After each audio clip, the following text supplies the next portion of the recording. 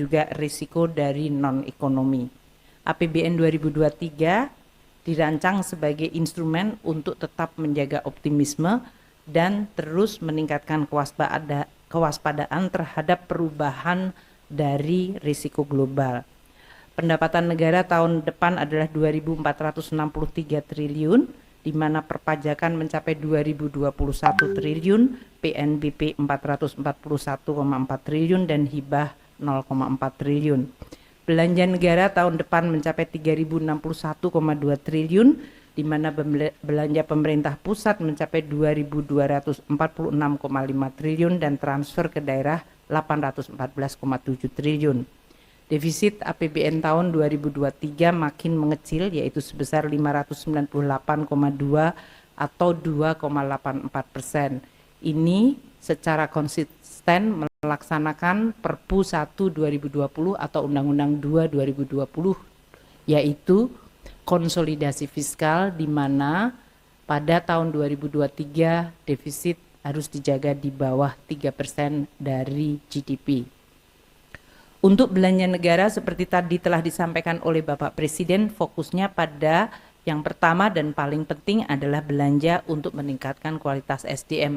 Oleh karena itu saya didampingi oleh dua menteri yang sangat memang membidangi bidang SDM, yaitu Menteri Pendidikan serta Menteri Kesehatan. Yang kedua, belanja juga difokuskan pada penyelesaian proyek-proyek strategis nasional infrastruktur untuk mendukung transformasi ekonomi dan pengembangan ekonomi hijau termasuk pembangunan IKN.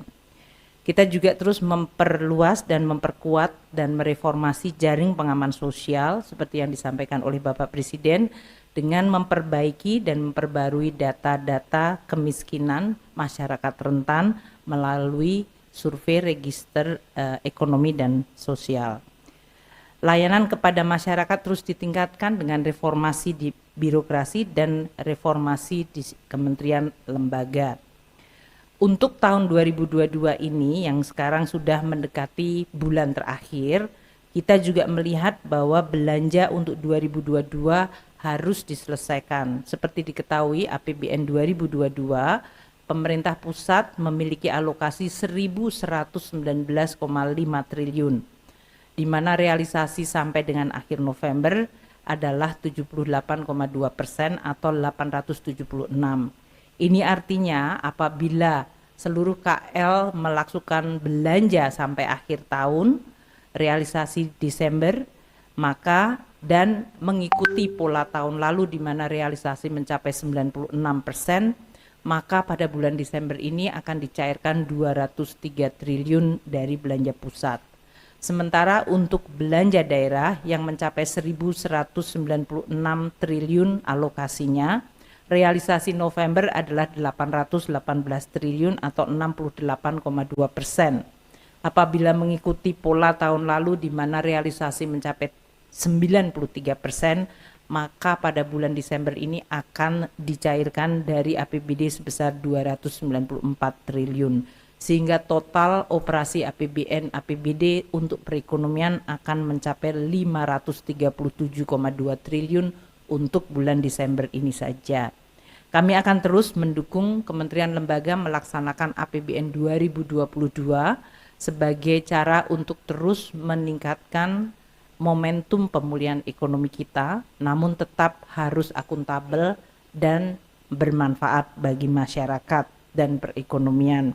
Sedangkan untuk 2023 kita berharap para kementerian, lembaga, dan juga pemerintah daerah sudah mulai bisa menyiapkan pelaksanaan secara dini, sehingga APBN pada awal tahun juga bisa langsung dilaksanakan dan memberikan manfaat pada masyarakat dan mengurangi risiko global yang cenderung melemahkan perekonomian secara keseluruhan. Demikian yang saya sampaikan untuk Pak Nadiem dan Pak Budi dari Menteri Pendikbud Ristek dan Kesehatan. Monggo kalau ditambahkan prioritas 2023.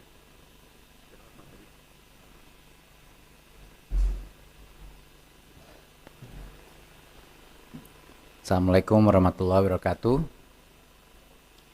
Terima kasih Ibu Menkyu dan terima kasih Pak Presiden untuk penyerahan dipanya pada hari ini. Mungkin sedikit mengenai postur anggaran Kemendikbud pada tahun 2023. Total anggaran Kemendikbudristek 2023 sekitar 80,22 triliun.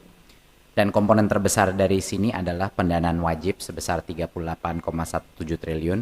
Ini adalah berbagai macam tunjangan dan bantuan kita untuk memastikan akses pendidikan seperti PIP, KIP, tunjangan guru, tunjangan dosen, dan lain-lain.